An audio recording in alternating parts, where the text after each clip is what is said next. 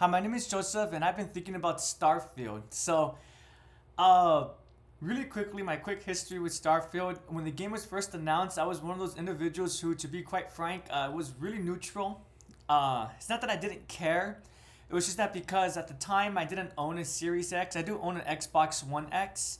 And I was planning on getting a Series X eventually, but just at that time I didn't have any plans to do so in the horizon. So I knew I would care when I eventually got a Series X, but until then, it was just something that was on my radar, but not something I was really paying attention to.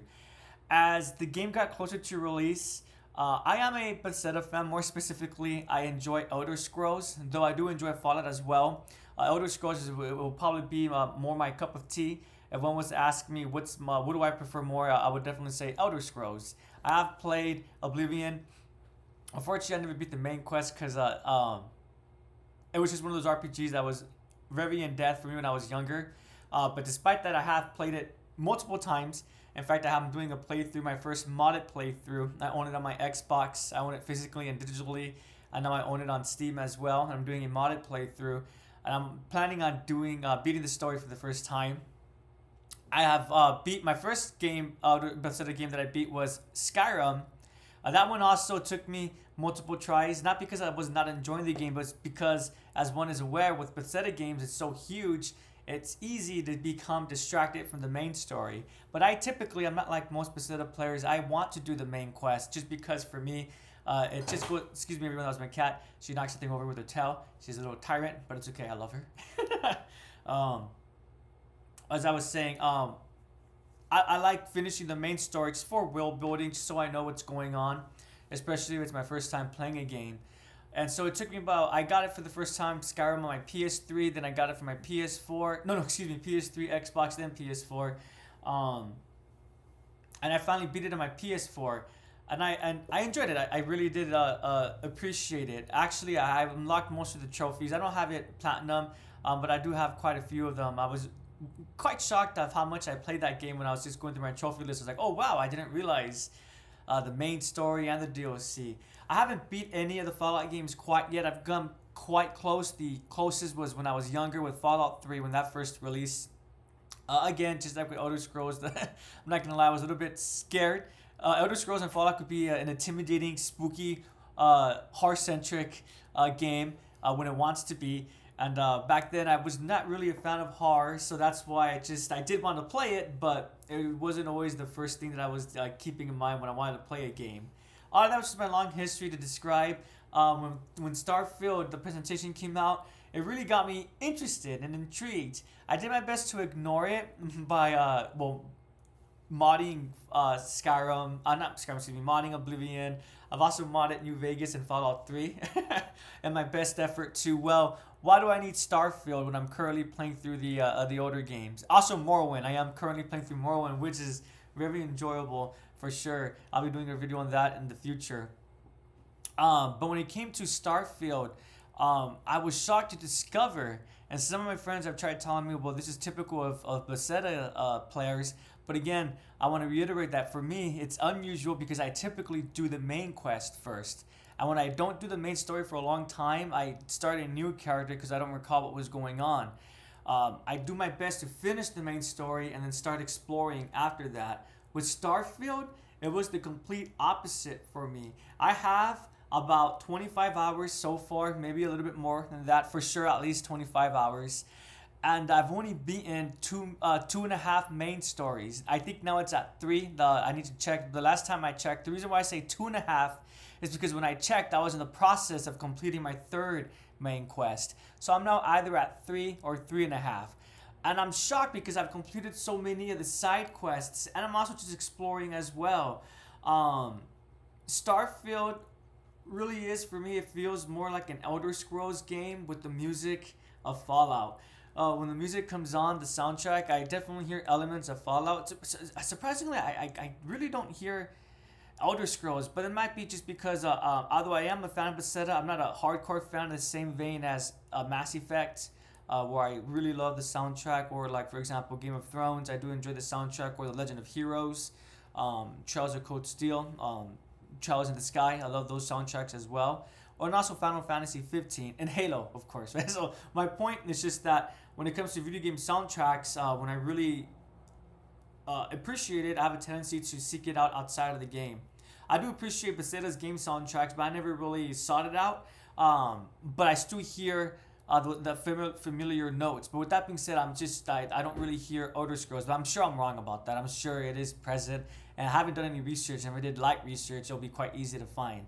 I'm just saying that personally, I hear the Fallout, and I really love what they're doing with it in Starfield.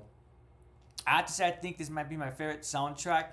I heard a lot of reviewers talking about that in the lead up to the Premium Access, and I thought nothing of it. I was excited because, again, I do like the music, and then lo and behold, when I started playing myself, I was like, wow, the soundtrack is really great. It's really fun. This is awesome.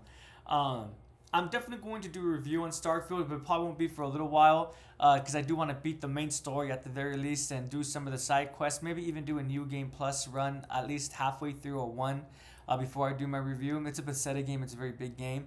But I did want to share my thoughts and just give my opinions because I know that a lot of information was going around, especially information such as a lot of menus, a lot of loading screens. It's not like No Man's Sky. I think an important thing to keep in mind is that as one continues playing the game, they become comfortable with the systems.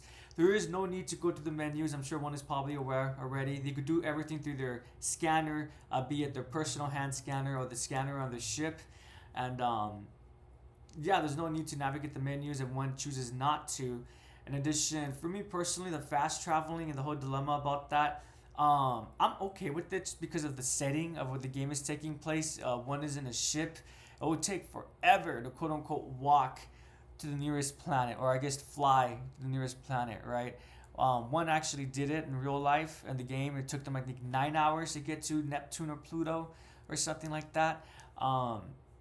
It's just not realistic. So for me, that's why I'm fine. I say it's not realistic, and I'm talking about fast traveling, but I'm talking about in terms of the game. That's why I'm fine with the fast traveling. Though one tip I do have is don't fast travel to the planet itself. It does take away a little bit from the immersion. I recommend instead just fast traveling to the into orbit instead, and by doing that, you also still have encounters in space. By fast traveling straight to the planet, you're going to accidentally shut yourself out from that. And then so far, all the interactions have been a lot of fun, and some of those interactions lead to side quests that have their own stories. Bethesda took a page from The Witcher CD Projekt Red. A lot of the side stories in this game, they feel like their own stories, is their own self-contained stories, and that's really cool. I really appreciate that. That's essentially all that I wanted to say. Again, I wanted to make this video just to give my own opinion, my own perspective. So far, when I first started playing it, it is one of those games that's a late bloomer. When I first started playing it, did I have some regrets? A little bit, but then as I continued playing, those regrets were quickly dashed away, and it went to the point where I was looking forward to continue playing. And it's been, the game officially came out this past Wednesday, and it's now Sunday, and I'm still playing it. I don't have, what I mean by that is when I had the premium access, I did feel a little bit to get my money's worth. I should play it as much as I can. That mindset is gone, yet despite that mindset being gone, I'm still playing Starfield because I want to play it. I was playing, as I said, Elder Scrolls and Fallout before Starfield. I'll get back to that eventually, but for sure I'm going to be sticking with Starfield. And I was actually planning on starting continuing my Dragon Quest run, but it's going to be put on the back burner for right now. And also, not just start Dragon Quest, continuing my Dragon Quest run, or starting a South Park The Stick of Truth run. I never played it before. I wanted to check it out because I did watch South Park recently. But again, like with Dragon Quest, that's going to be put on the back burner for right now because I am really enjoying Starfield. But yeah, thank you so much for watching the video. I do appreciate it. Are you playing Starfield? And are you enjoying it? Oh, before I forget, because I was probably talking about the Series X in the past tense, I did buy a Series X just for Starfield. I do not regret it whatsoever. And I'm happy that I have a Series X now because my Xbox One X was already full out of space, and I have no plans to buy any external memory for my Xbox, mostly because I primarily for consoles I primarily game on my PS5/PS4, so that's mostly covered right there. Now with my Series X though, I have my main games right there, and on my Xbox One I still have space in my Series X. And my Xbox One X I have my my 360 games. and the Xbox games that don't have any Series X enhancements. And I still have like 30 gigabytes left in my Xbox One, and I have over 100 gigabytes in my Series X. But yeah, thank you so much for watching. I appreciate it. I'd love to end the video with some like with those Latin terms that Starfield utilizes, and everyone watches. My name is Biff. Also, he utilizes as well. But unfortunately, I don't know them by memory, so I'll just say, I'll take a page from My Name is Biff and saying I'm a Destiny player, and well, it being Starfield is a science fiction game. I'll see you guys Starside. Starside? Yeah, I'll see you guys Starside. Take care, everyone. Or I guess I'll take a page from the game. It's called Starfield because that's what they call space. I'll see you guys in the Starfield. Have a great day.